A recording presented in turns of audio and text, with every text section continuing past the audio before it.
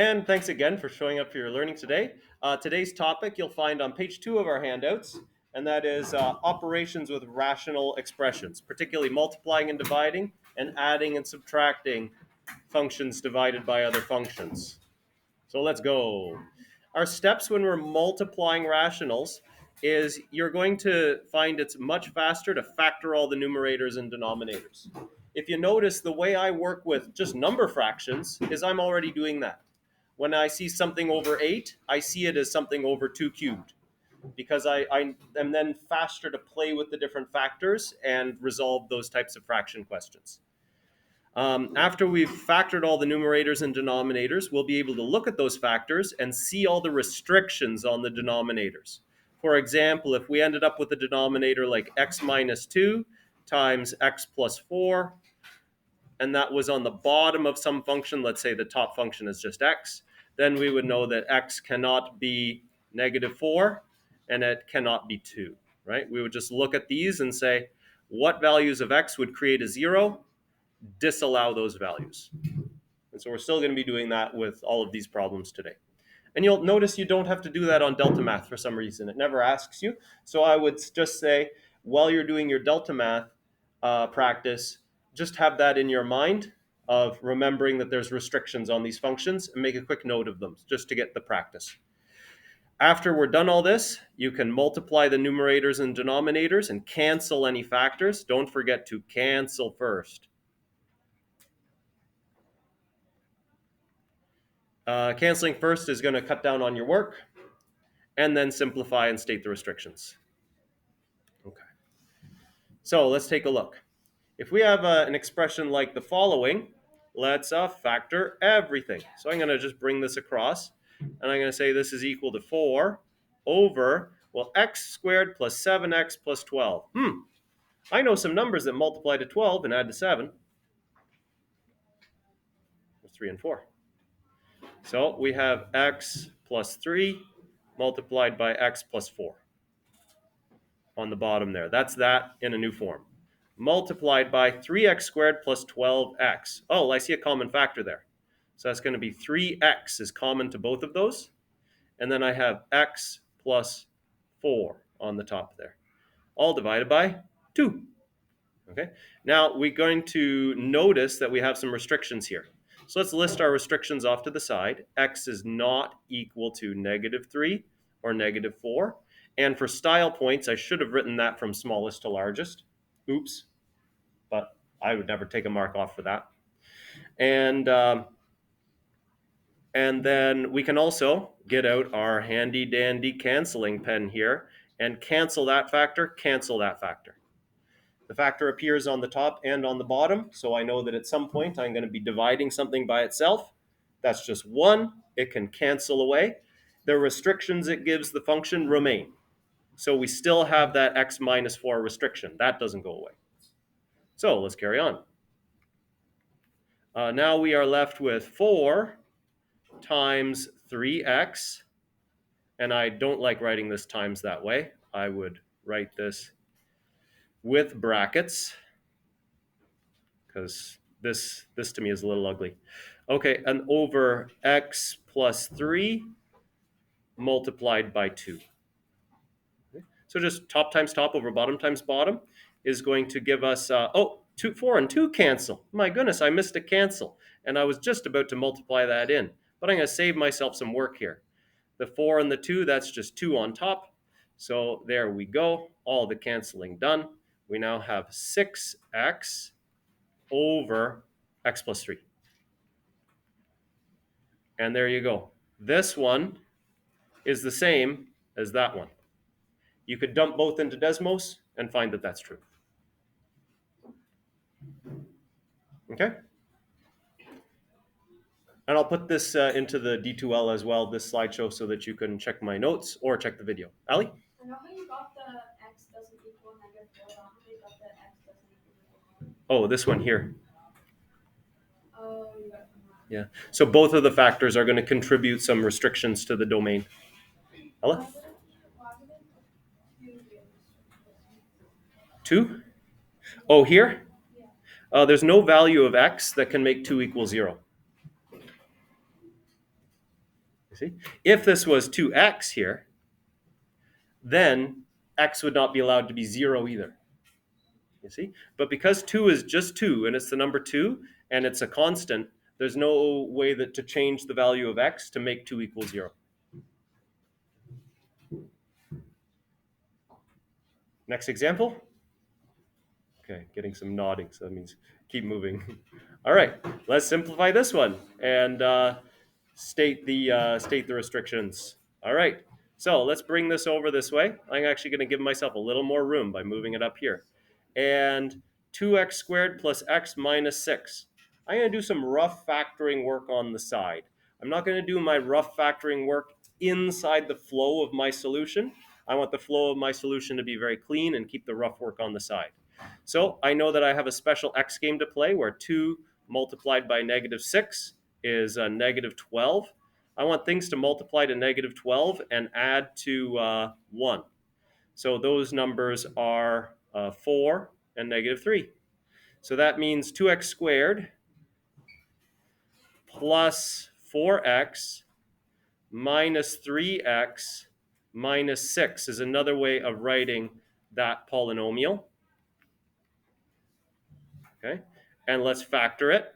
So we're going to have 2x multiplied by x plus 2, and then minus 3 multiplied by x plus 2. So this whole thing is going to equal 2x minus 3 times x plus 2. So now that I've got this, that's this numerator here. Put that into the flow of your solution. It looks like you're skipping a lot of steps or doing heroic mental math to do that, but actually you've just done your rough work on the side, and it's very clear. Anyone who was reading your work and doubted whether they were the same because you had skipped a lot of steps, let them do the 0-1 test, or let them put both into Desmos to see that they're identical. Okay. Now, x squared minus 2x minus 8, this one we can factor in our head. The numbers are minus 4 and plus 2. So we would have x minus 4 times x plus 2. That is this polynomial, this trinomial there. We'll factor this way. Check quickly to make sure you've not made any mistakes. Minus 4 times plus 2 gives you minus 8. Minus 4 plus 2 gives you minus 2. So that's correct. This will be multiplied by 2x minus x minus 3. So let's do some more rough work on the side. I think I have some space up here. Beautiful. So 2x minus x minus 3. 2x squared minus x minus 3. So I need to play a special x game where I have numbers that multiply to negative 6 and add to negative 1. Oh, I had those numbers just before, except the signs were reversed. Now it's minus 4 and 3. So this is equal to 2x squared minus negative 4 times to negative 6. Negative 4 times. Oh, yeah, to multiply to negative 6. Thank you. It's 2 and 3. Did I make the same mistake down here? I did. I did down here. Oh, no, this was different. Yeah. Oh, these numbers are not the same. It's good to have more eyes on your work. These numbers are negative 3 and positive 2. Good. So now we will have minus 2x plus 2x minus 3x minus 3. And here we will have 2x multiplied by x plus 1. And this will be minus 3 times x plus 1. So this will factor into 2x minus 3 times x plus 1. And thank you for sparing me the ignominy of defeat when I get in here and it doesn't factor with the numbers I chose. Allie? Where's the blue equation? This one here? Yeah. Oh, that's equal to all this.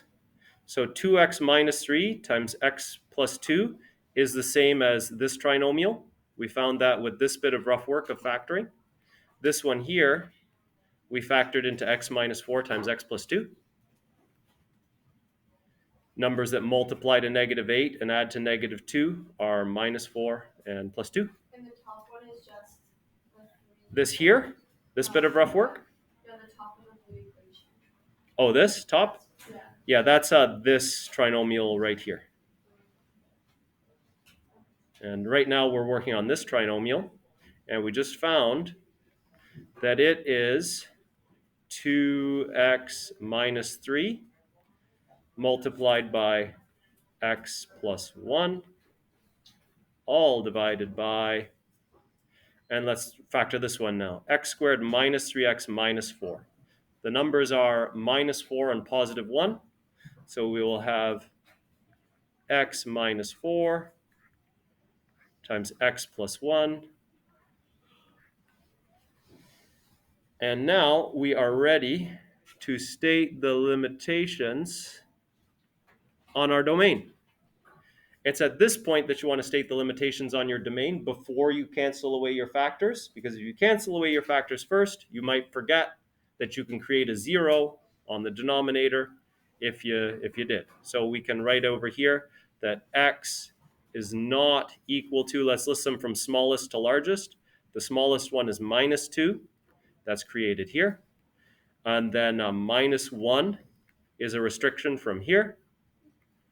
And then 4 is a restriction in 2 places. So we just list it once. X is not equal to minus 2, minus 1, or 4.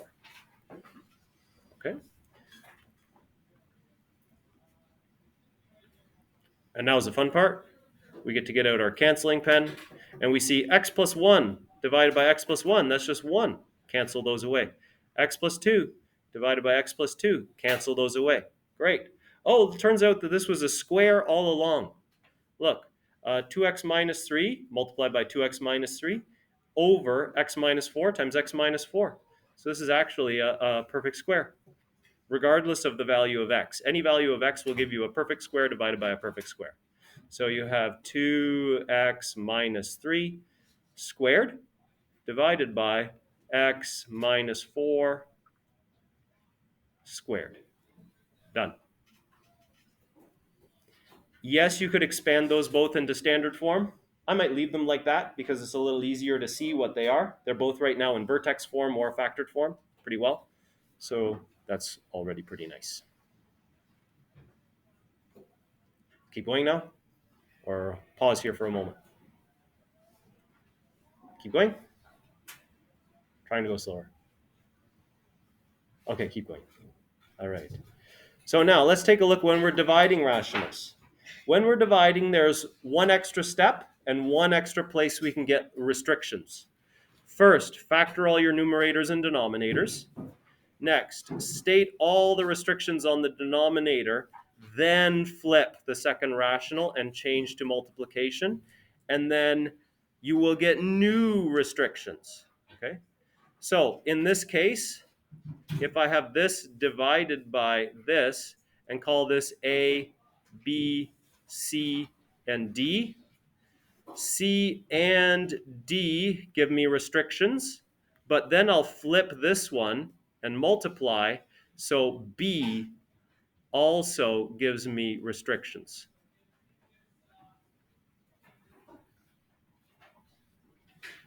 We're never allowed to create a 0 in the denominator, even before we flip and multiply. So that's why 3 of the 4 polynomials here could be giving us restrictions on our domain. Otherwise, it's the same as multiplying rationals. Let's take a look at some examples.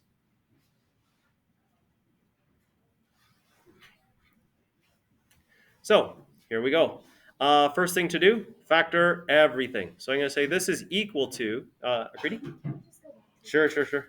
Did I not give you these dividing rational steps on your handout? Multiplying rationals. Oh, dividing is the same, except we must notice restrictions on all the yeah. Okay, that's how I did it. Okay, yeah, but I'll let you copy that down for a moment.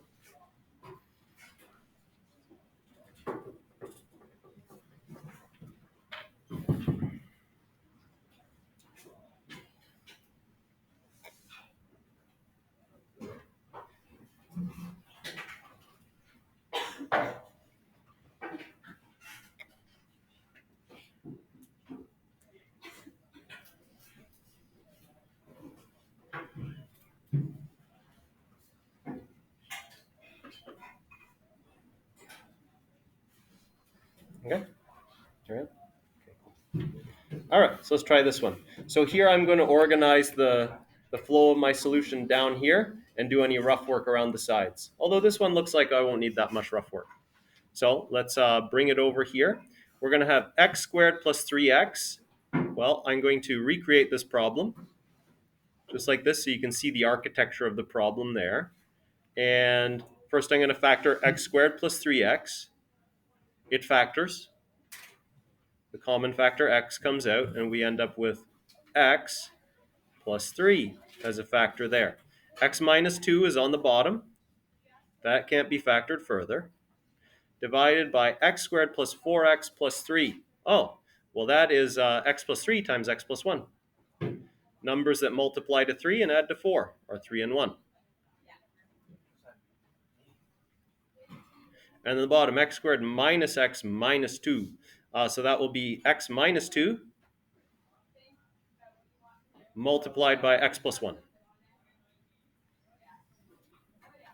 State restrictions. So here I'm going to say x is not equal to, we see that it can't be negative 1, and it can't be 2, and it can't be 2. So it can't be negative 1 or 2 based on the denominators as they're written now.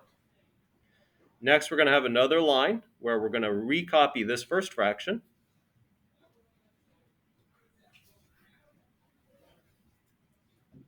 And then we're going to flip it into a multiplication question by multiplying by the reciprocal. X minus 2 times x plus 1 over x plus 3 multiplied by x plus 1. So just like with numbers, to divide fraction by fraction, you flip and multiply. Now we notice any new restrictions on the domain, and we got 1 here. We see that x can also not be negative 3. And for style points, I would rewrite this list from lowest to smallest. But whatever, there you go. So now, we get to the fun part.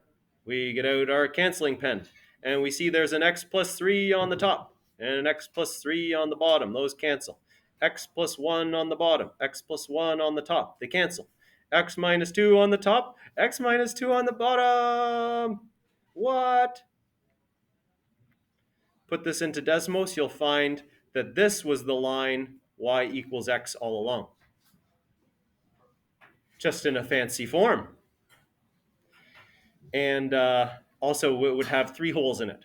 It's the line y equals x with 3 tiny microscopic, not even microscopic, infinitesimally small holes.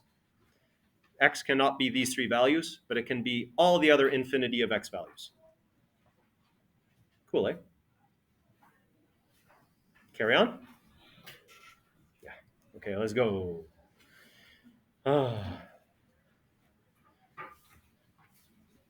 You think we add a day for adding and subtracting? Finish dividing today, and then you get to some of your dividing questions, and tomorrow we do adding and subtracting? I'm feeling that, because we're already, I'm got this new, like, go a little slower, show more steps thing, and feeling like this topic needs to breathe a bit. So let's do this example, and then we'll call it a lesson, and you'll slice off your homework into 2 days. Okay. So this one here, let's work it. So we're going to say that this is equal to, I forgot that this one had 3y in it, 3y on top over 4x minus 20. That factors into 4 multiplied by x minus 5 divided by 2x plus 10. Well, that'll factor into 2 multiplied by x plus 5 over x squared minus 25. Well, x squared minus 25 will factor into x plus 5 times x minus 5. Cool, right? Now, state your restrictions on the domain. I can also notice that after I flip and multiply, I'm not going to be creating any new restrictions on the domain because that factor appears top and bottom. So this will be a complete list. X cannot be negative 5 or 5. Ooh, style points earned. That's the complete list, and it's from lowest to smallest. Isn't there like a specific symbol that you can write that says plus or minus 5? Yeah, I could have said x cannot equal plus or minus 5. Well, that's double style points. Wow, that's really good. There we go. X cannot be equal positive or negative 5. Cool. plus or minus. Good. Let's write that a little tidier. X cannot be plus or minus 5. Oh, shoot. Hi there. I just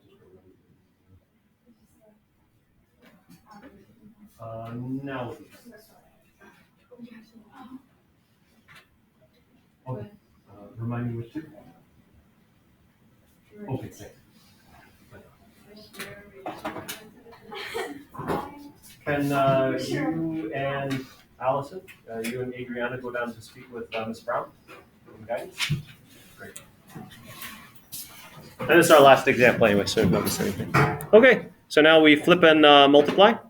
This is equal to 3y over 4 multiplied by x minus 5 multiplied by x plus 5 times x minus 5 all divided by 2x plus 5. There we go. Let's get out our cancel pen. And I do my canceling after I flip. I might have canceled x plus 5 before I flip, but whatever. Do your canceling after you flip, and you'll find that all of this is equal to 3 doesn't cancel anything for 4 and 2, so those numbers are just there. They just remain. And then our final answer will be, this is equal to 3y over 8. 3y over 8 is the final polynomial. And that's done. Final answer. So this is multiplying and dividing rationals. Tomorrow we'll get into adding and subtracting them. And then Friday we will be looking at parent functions. One more public service announcement. If you're someone that wants to see more examples, like last unit, the Delta Math walkthrough is available. You can use Delta Math instead of textbook problems to practice simplifying rationals from yesterday and multiplying and dividing rationals from today. You could also preview what it's like to add and subtract rationals. Those videos are ready. Parent functions will be our topic for Friday, and we'll get into transformations next week, which is a fantastic topic. All right, everyone, thanks for showing up for your learning and your continued attention. Textbook practice questions, I believe they're listed in your package after the addition and subtraction section. Bye for now, everyone.